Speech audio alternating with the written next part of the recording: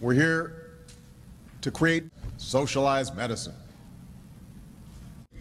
And it's pretty bad. All I want is the truth.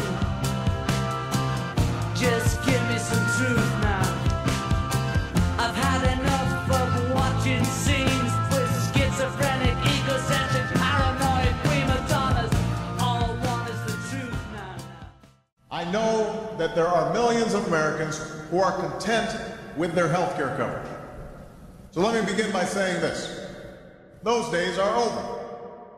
You know, from the moment I took office as president, the central challenge we've confronted as a nation has been, how do we permanently bring down healthcare?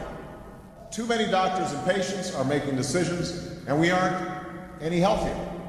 Despite this long history of failure, there are those who will try and scuttle this opportunity, who will use the same scare tactics and fear-mongering that's worked in the past. Premiums will climb higher, benefits will erode further, no matter what. Trying to bring about government-run health care would have been unthinkable just a few years ago, and rightly so. It's a ticking time bomb for the federal budget, and it is unsustainable in a nation as wealthy as ours. It's a fact, and the truth is most people know that it's a fact. And by the way, it doesn't follow free market principles. It's not a good deal for the American people. It simply doesn't make sense, but that's what we intend to do. My view is that healthcare reform should be guided by a simple principle. As we gain more information about what works and what doesn't work, we figure out what works and encourage rapid implementation of what works. Identifying what works is about dictating what kind of care should be provided. And when I hear people say, well, why are you taking this on right now? You've got all these other problems. I keep on reminding people I love cherry picking who to cover and who to deny. Make no mistake, I'm open to a system where every American is being forced to spend time worrying about long lines and ration care, decisions made by bureaucrats and not doctors. Based on politics, we're also going to have to make spending cuts. But here's where I think these cuts should be made. Older, sicker societies pay more on health care than younger, healthier ones. We can build a health care system that allows drastic cuts in our senior citizens. And in order to do that, we're going to need the help of the AMA. 5 of the costliest illnesses and conditions, cancer, cardiovascular disease, diabetes, lung disease, and strokes need to go hand in hand with other reforms. These proposals will actually extend the life of the Medicare Trust Fund by 7 years and reduce our senior citizens. And I'm working with AARP to uphold that commitment. Now, altogether, these savings mean it can take up to 17 years to find your way to an exam room or operating table. For those of you who took out your pencil and paper, we can also save about $75 billion through more efficient purchasing of prescription drugs. Now here's some good news. You can get screened for problems like high cholesterol or high blood pressure, and if you score well, it means going in for that mammogram or colon cancer screening. That's the healthcare system we can build. That's the future I'm convinced is within our reach. Everybody's going to have to pitch in. I've set down a rule for my staff, for my team, and I've said this to Congress. The devil we know is better than the devil we don't. In fact, the Senate passed a bill that will protect Michelle and I from the dangers of smoking. Ultimately, everybody will benefit because our healthcare system is so complex and medicine is always evolving.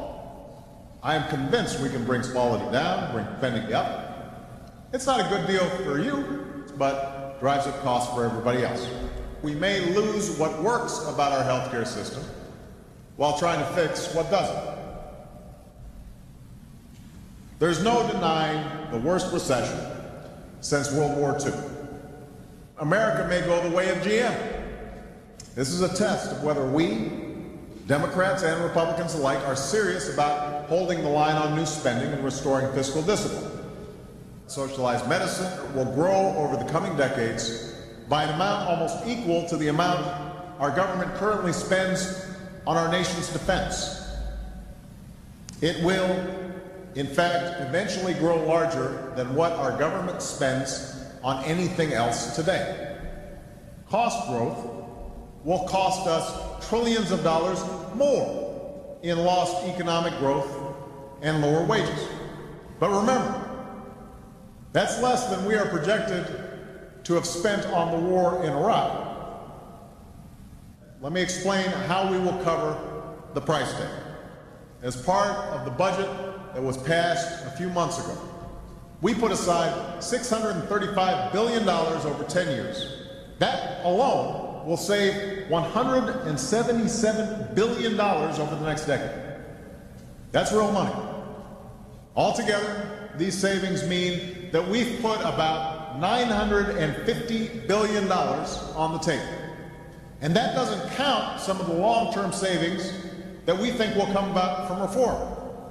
The Congressional Budget Office won't count that as savings, so we're setting that aside. We think that's going to come, but even separate and apart from that, we put $950 billion on the table, taking us almost all the way to covering the full cost of health care reform.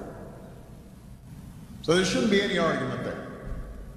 Our cost savings are coming off your backs. That's what we can do with this opportunity. Now, if you don't like what we've proposed, the only thing reform will mean to you is you're paying more, getting less, and going broke. If anyone says otherwise, they are either trying to mislead you or don't have their facts straight. Now, let me just wrap up by saying this. I know people are cynical that whether we can do this or not. I know there will be disagreements about how to proceed in the days ahead. There's probably healthy debate within the AMA.